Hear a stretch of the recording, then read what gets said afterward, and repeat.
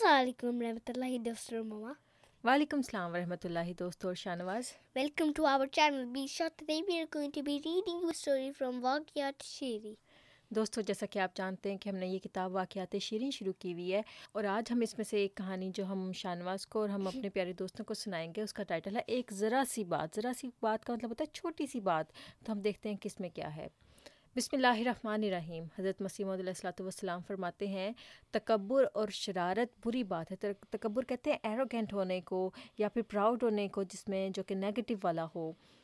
پھر حضور فرماتے ہیں کہ ایک ذرا سی بات سے 70 برس کے عمل ضائع ہو جاتے ہیں. 70 برس کہتے ہیں 70 ایئرز بھی اگر کوئی انسان عبادت کرتا رہے, اللہ تعالیٰ کی عبادت کرتا رہے اور پھر اگر چھوٹی سی اسے غلطی ہو جائے جس میں وہ ایروگینٹ ہو تو اللہ تعالیٰ اس کے ساری کی ساری نیکیوں کو ضائع کر دیتا ہے.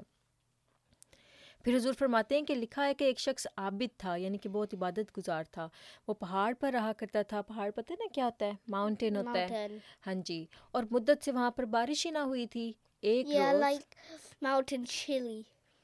ایک روز بارش ہوئی تو پتھروں اور روڑیوں پر بھی ہوئی, اور تو اس کے دل میں اعتراض ہوا کہ ضرورت تو بارش کی کھیتوں اور باغات کے واسطے ہے. یہ کیا بات ہے کہ پتھروں پر بارش ہوئی؟ یہی بارش کھیتوں پر ہوتی تو کیا اچھا ہوتا.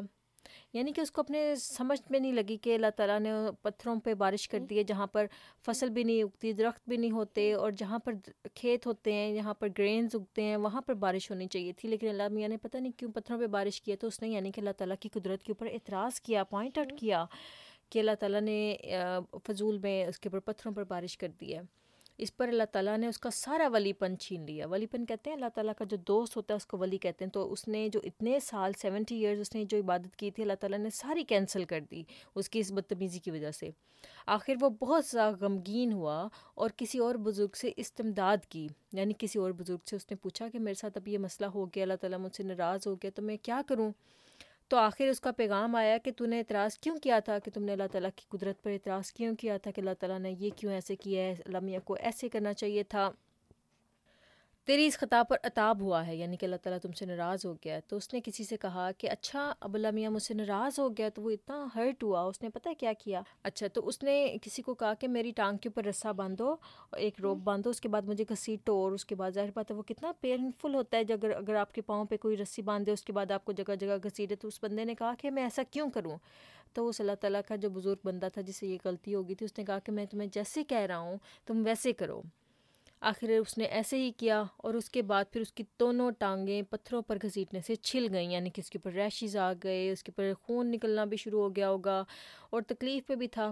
تب اللہ تعالیٰ نے فرمایا کہ اب بس کر, اب معاف کر دیا. یعنی کہ پھر اللہ تعالیٰ کو اس پہ رحم آ گیا کہ یہ بیچارہ شرمندہ ہو گیا اپنی غلطی پہ کہ اس نے اس طرح سے مجھ پہ اعتراض کی, یعنی کہ اللہ تعالیٰ کی ہستی پر اعتراض کیا ہے.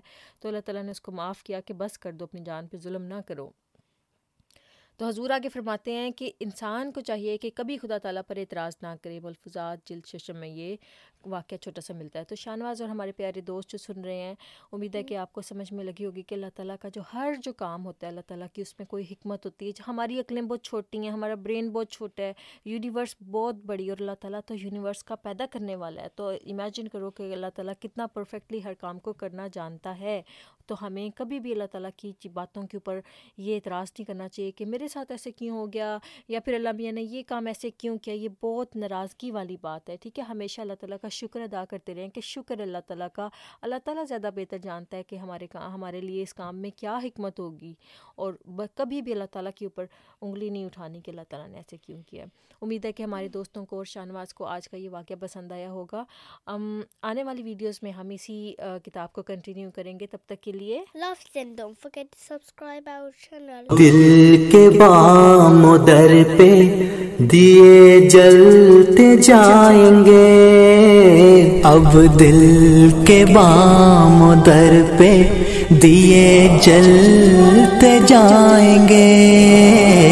عہد وفا کیا ہے ہم اس کو نبھائیں گے, عہد وفا کیا ہے ہم اس کو نبھائیں گے.